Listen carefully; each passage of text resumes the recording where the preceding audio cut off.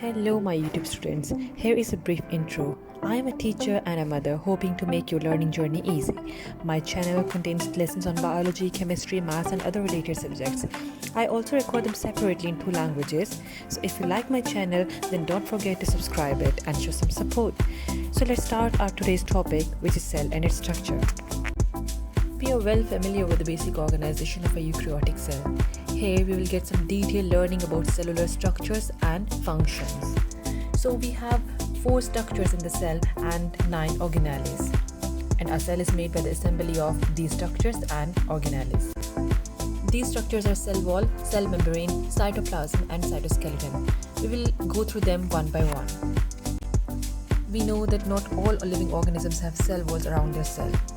Cell wall is a non-living and strong component of cell located outside plasma membrane. It provides shape, strength, protection and support to the inner living matter, which is protoplasm of cell.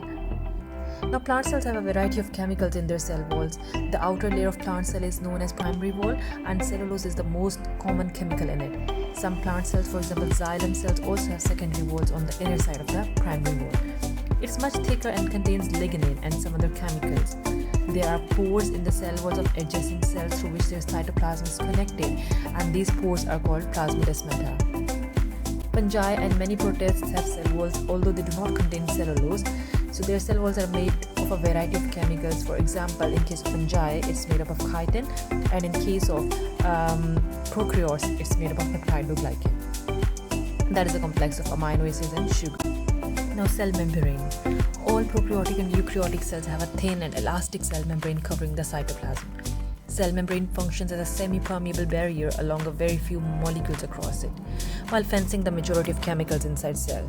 In this way, cell membrane maintains the internal composition of cell. Now, in addition to this vital role, cell membrane can also sense chemical messages and can identify other cells. Chemical analysis reveals that cell membrane is mainly composed of proteins and lipids with small quantities of carbohydrates in it. Electron microscopic examinations of cell membranes have led to the development of a model which is also known as fluid mosaic model of cell membrane. According to this model, there is a lipid bilayer in which the protein molecules are embedded.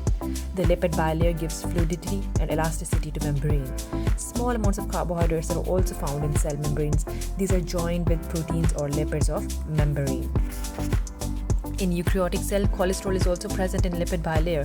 In eukaryotic cell, many organelles, for example mitochondria, chloroplast, Golgi apparatus and endoplasmic reticulum, are also bounded by cell membranes.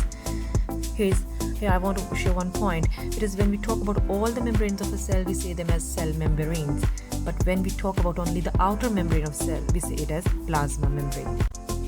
Now, cytoplasm. Cytoplasm is semi-viscous and semi-transparent substance between plasma membrane, which is the cell membrane, and nuclear envelope. It contains water in which many organic molecules like proteins, carbohydrates and lipids and inorganic salts are completely or partially dissolved. Cytoplasm provides space for the proper functioning of organelles and also acts as a site for various biochemical reactions. For example, glycolysis, which is the breakdown of glucose during cellular respiration, occurs in cytoplasm. Last but not the least is cytoskeleton. So what is cytoskeleton?